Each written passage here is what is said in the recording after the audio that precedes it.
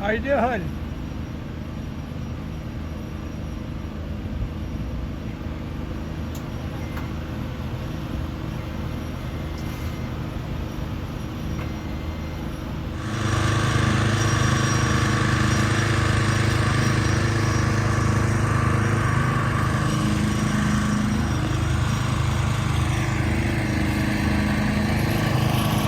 Morning. Welcome back to another early morning Sunday show with your host. Well, actually, the host is outside. He's taking a crap in my flower bed, so you're stuck with me because I'm not running back down to let him in for a bit.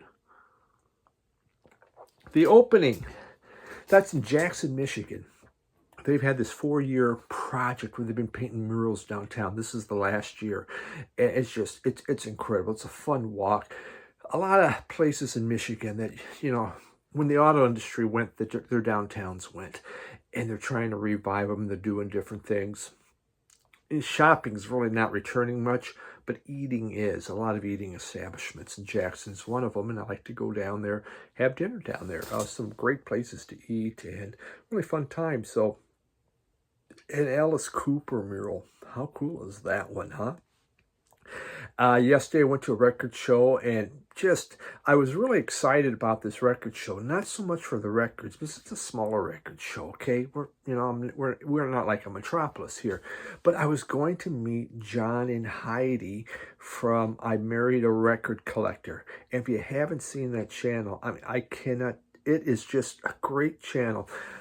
John is this record collector that's been doing it for years and years and years. And he's worked in these record stores. His knowledge just blows your mind. If you like 60s garage rock, he is the man. Especially with 45s. Heidi, his wife, has been getting into record collecting, and she's really caught the bug kind of bad. And Heidi, I worry about you if you're watching. She's found these different places. Man, you're getting great prices on records. But so she'll look at an album and says, I'm not sure about this, and kind of give her thought on it. And then he gives his thought, and they do some other things. And it is just, they're charming. But we were going to meet, and my wife wanted to see these alpacas. There was a record show. Well, we need to go this time to see the alpacas. So I was hoping John and Heidi would be there early. I could see them, but I said I usually go late, and they came late, and I missed them, and I felt real bad about that. It looks like they stayed in Bay City a while by looking at Facebook posts. So I'm really bummed because I love meeting other people with channels. Actually, I just like meeting record collectors, and it was fun at the show because there's a lot of people now that have seen me on this, or I've seen them in the record store, and we went and talked, and some were asking me, what do you think about this and that? Like, I said, you see what I show, right? Are you sure you want to ask? But someone goes, hey, the Fugs, how are they? Go, oh, God, the Fugs. Oh, geez. I said, well, it really depends. I'm not the one to ask about Fugs. But it was a good time. So I miss John and Heidi. And finally, we're getting going here. Nebraska won. Nebraska won a football game, which means the Lions will win today. Yeah, we beat Indiana. Indiana really sucks. Actually, they came in 3-1, so I don't know who they were playing because we were 1-3. Now wow. Yeah, and we won the fourth quarter. We always lose in the fourth quarter, so let's raise your mug, raise your beer, whatever, to Nebraska. Go Big Red. Wow. You fire a few coaches and suddenly, wow. All right. Okay, let's get going on the music here. Yeah. All right, we're going to begin with the band called Lush. And, see, you got this from that light in there, it is 4 a.m., so the lights reflect. Lush, and it's called Ciao, Best Of. And I know I said I feel really confident. My Italian's just right on. Ciao, baby. So this is a compilation. It's a 2-album set by the British group Lush. And they came out of London. They were formed in 86, and they wound up breaking up in 96. Their music is shoegaze, dream pop, alt rock, I think that best describes them. They were actually one of the very first bands to get the monkey, or you are calling them a shoegaze band. They began as a group called Baby Machine. And what inspired them was the Nuggets compilation, Cocteau Twins, and Susie and the Banshees. And it was formed by, her name was Emma Anderson, who played vocals and guitars, and Mickey Barini, something like that. Also vocal and guitarist, and they had been school friends. And they had watched punk, and this is, wow, anybody can do this. You really don't need to know how to play guitar. You just get them and you figure it out, which is what they did. And it was just this punk attitude. And so when they began, their music, especially their first album, what they were doing was very, very loud guitar and buried vocals, because they really felt, well, we can't really sing that well. This is what really shoegaze when you think of My Bloody Valentine, Jesus and the Mary Chain. You have this distortion, this wall of sound, and these buried vocals. And you use distortion and reverb to hide the fact that you really are not that good at playing. Well, they got better and better. And by the time they got to their fourth album, they did 4 albums, again, compilation, it was much more alt pop. Their singing was out front, and it was just, it was just pretty fun stuff. It was kind of during that British invasion that was happening there in the mid-90s again. So really changed. And so the track order on here starts with their newest and goes down to their oldest. So when I first put it on, not paying attention, I go, God, that's not the Lush I was thinking of. The shoegaze is really poppy. Well, that's why. Great stuff. Their fourth album, they said they had 4 albums. This compilation came out in 2001. Their fourth album, Love Life, actually was their best-selling album. But then they wound up breaking up. And it is what it is. But this is, very great album. Lush, great band. I've always enjoyed Lush. I had them on CD, so it was nice to see this compilation. Nice way to go.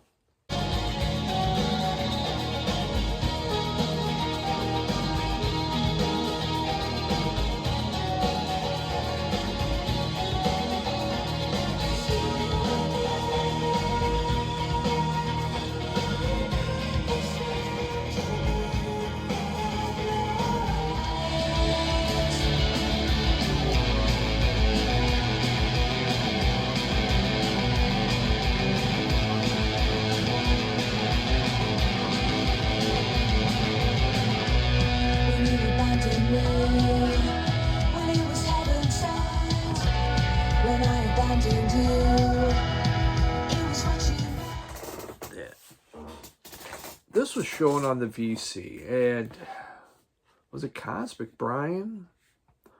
I'm not sure who showed this,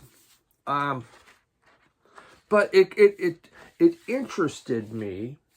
The group is called Purple Image, and the name of the album is called Purple Image.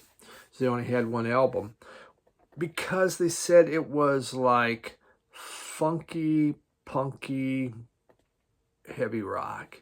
And when you have a funky and maybe a little punky, it just rhymes well. But this is a band that came out of Cleveland, 1968, broke up in the early 70s. I'm not quite, a little fuzzy on exactly when they broke up. Psychedelic music with funk added into it. And when you think the late 68, there was out of Detroit, you had these African American bands called Death and Black Murder, and they were making kind of almost like the Black Iggy and the Stooges, a very kind of heavy, punky kind of thing. Well, this was an African American band out of Cleveland that had formed, but it was an 8-piece band. So 8-piece band, but it's this psyche stuff with this kind of a funk edge to it, which is really, really neat. I mean, the final track on here, March Into a Different Genre, is a 15-minute acid rock fusion explosion. It just keeps going. And when you do think fusion, you know, just that jazz, just it keeps going and going and going. Really interesting. We pulled together, it's kind of a ballad. Yeah, it's about being colorblind. You know, we should be colorblind and not black, white, brown, whatever. Yeah, I felt that was like one of the weaker tracks. It begins with "Living in the Ghetto," which is the woes of poverty, and that's just heavy metal coming right at you. Just this beautiful, again, kind of this funky feel within the back of it. There is "Lady," which is a blues rock type song. Again, they're not as good with that. It's when they do this heavier stuff. You know, "Why" is another one where it's just they come at you and they just tear it. The beginning of the album's really good. I felt the middle is kind of in the end, it finishes really, really strong. So neat stuff. Purple Image out of Cleveland. Maybe Michael near Wild Heaven mentioned it. I've seen this shown on the VC, and so I've seen different channels show it, but I finally got interested and got a copy.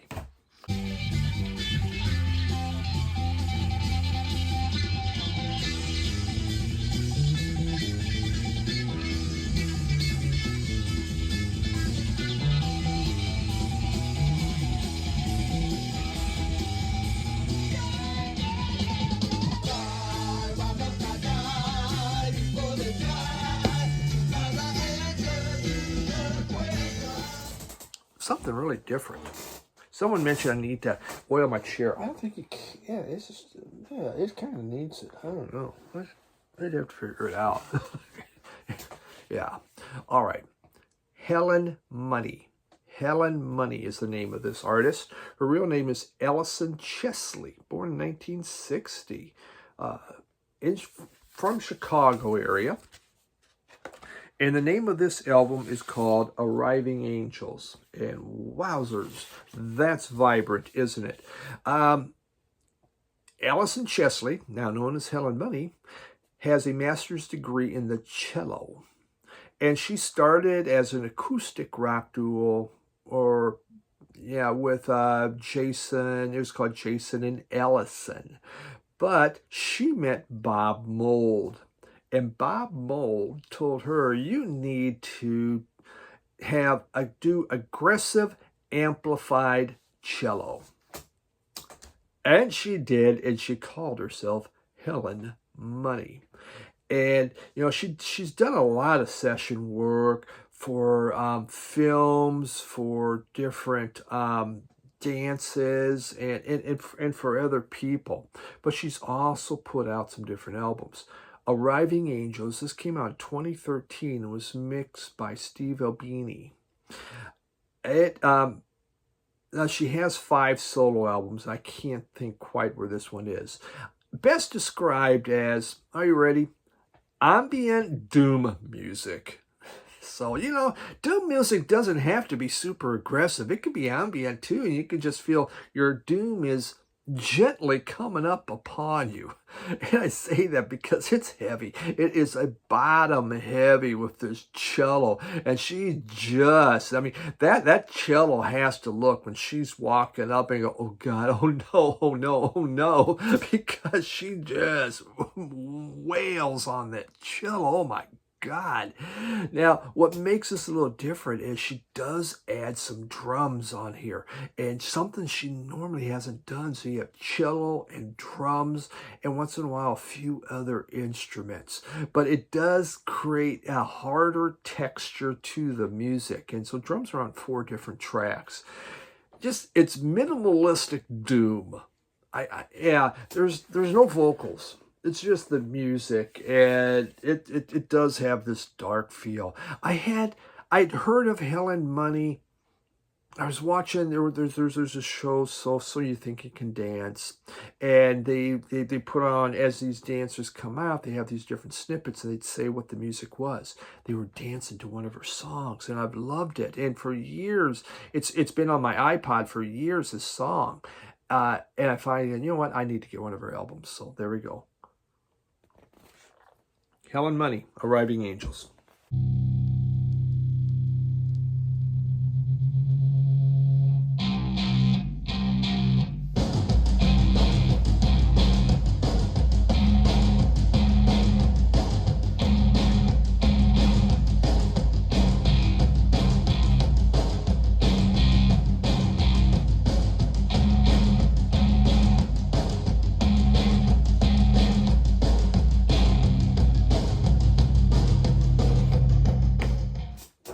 Stone Cold classic. Al Green. Of course, this. I'm still in love with you. Man, the guy had a voice, right? Born in Arkansas in 1946. Still making it happen. Singer, songwriter, a pastor, and a record producer. This is on High label. Rock and Roll Hall of Fame, 1995. The dude knows his stuff, right? He was one of 6 children. His parents actually were sharecroppers, but eventually moved to Grand Rapids, Michigan. And so he was up there. In the 50s, they had moved to Grand Rapids, the whole family. He's part of the flight from the South as African Americans were trying to get better work, and Michigan was the place to go.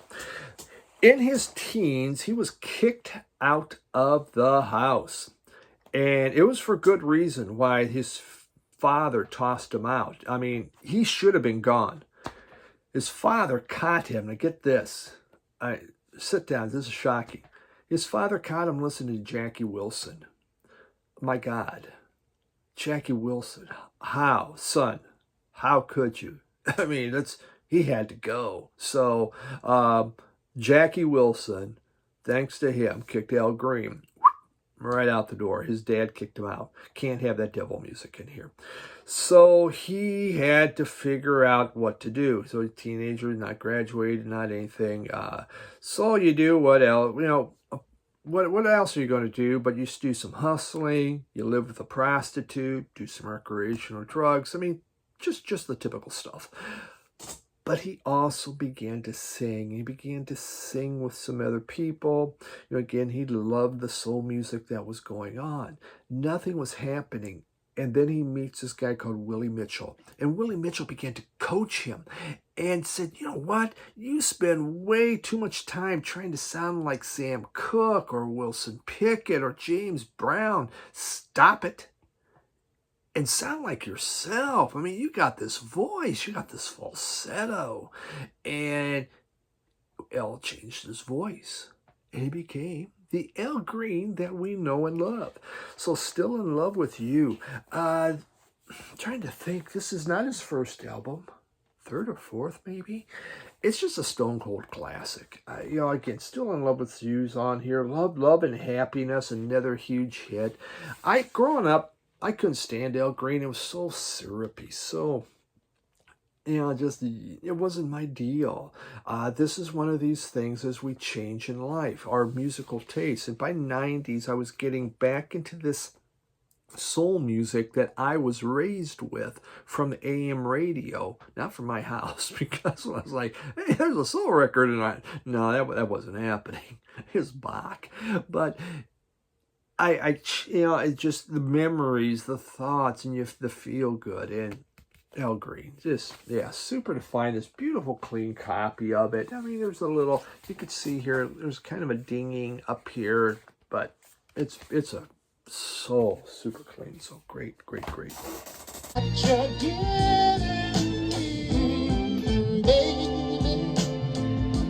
Won't you hold my hand?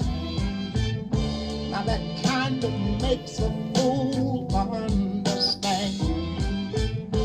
Just let me know that I'm your man. Twofer. Coco Taylor, cool. You know what? I may have this one. Oh, yeah. All right, it's in the shrink. No, I would have had it when I put it in, so I don't have it. Okay, 2 Coco Taylors. I think I used to have both of these, though, in the first collection. Could have, should have shown this the other way. Oh well, I digress. Cora Ann Wilson's her real name. Born in 1928, out of Memphis. Her parents were sharecroppers. Well, her and Al Green's down in Arkansas. She's over, of course, well, he was born in 46. But, again, sharecroppers. But they eventually, she moved to the city, Chicago. Again, all part of the African-American migration, getting out of the South, who just wasn't right. So she did 2 albums for Chess Records here. Willie Dixon discovered her, heard her singing in a bar in Chicago in the early 60s. Loved her voice and got her to come over. And this here is a repress from 1969. And you can tell, because, oh, look, there's that. So you know it's a repress.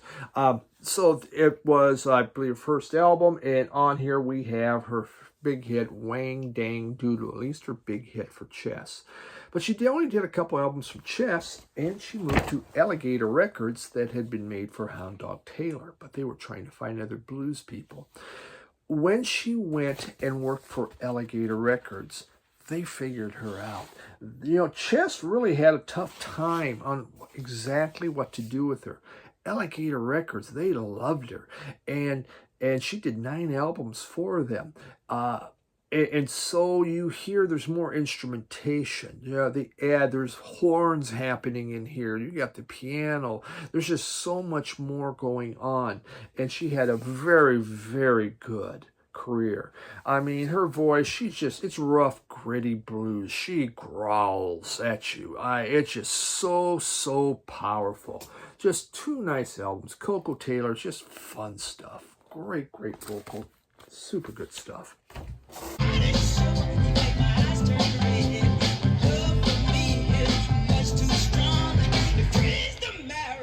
In my bones.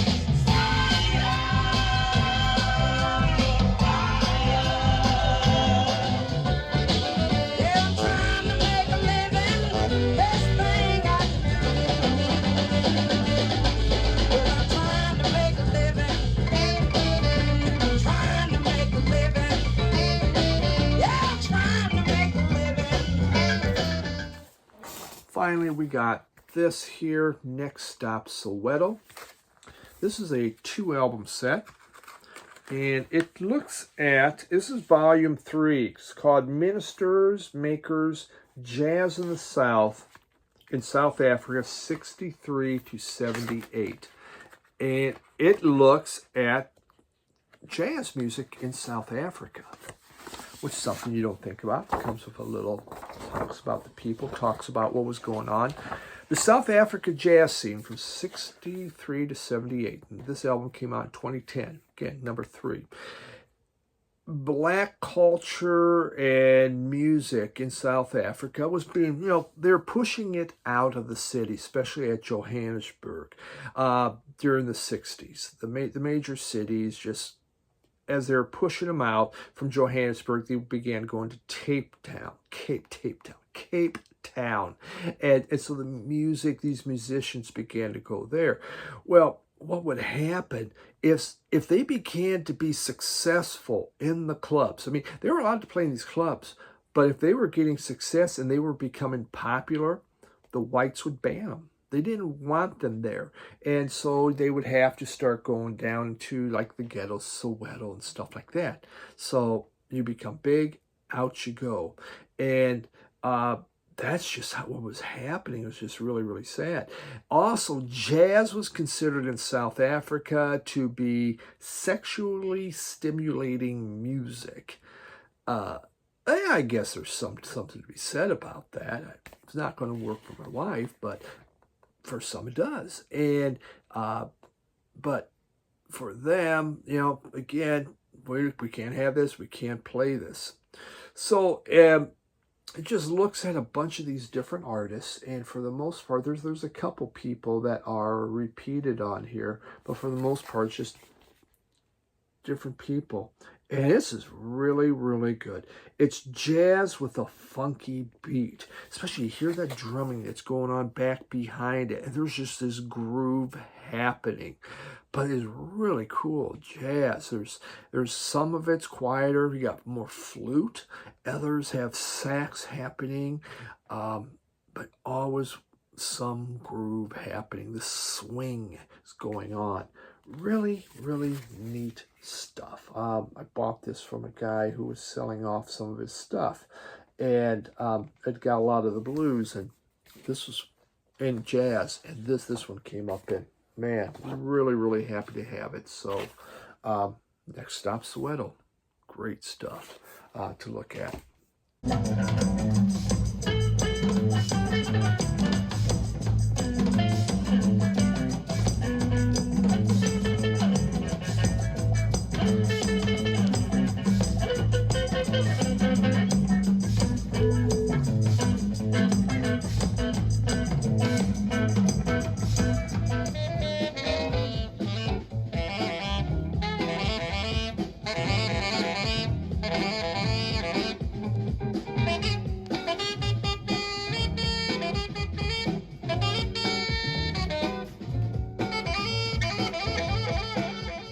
And there we got it. Oh, cup of coffee. Thanks for hanging out. Appreciate it. As always.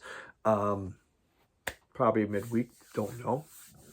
I think so. It is fall. It's getting cold now. Time to wear sweaters, but Nebraska won. So life is good. Oh my God, burping here. Life is now good for, I think, for the whole wide world. And at least I'll have a happy week there. My boss is on vacation. They left me in charge with the whole territory. So, Lord help my company. Holy crap. We'll see what happens. Trained a district manager last week, and now I get to run the show. I used to do that a lot now. And now I really don't want to. But it don't matter. All right, everyone. Have a great week. And, yeah, have fun. Bye.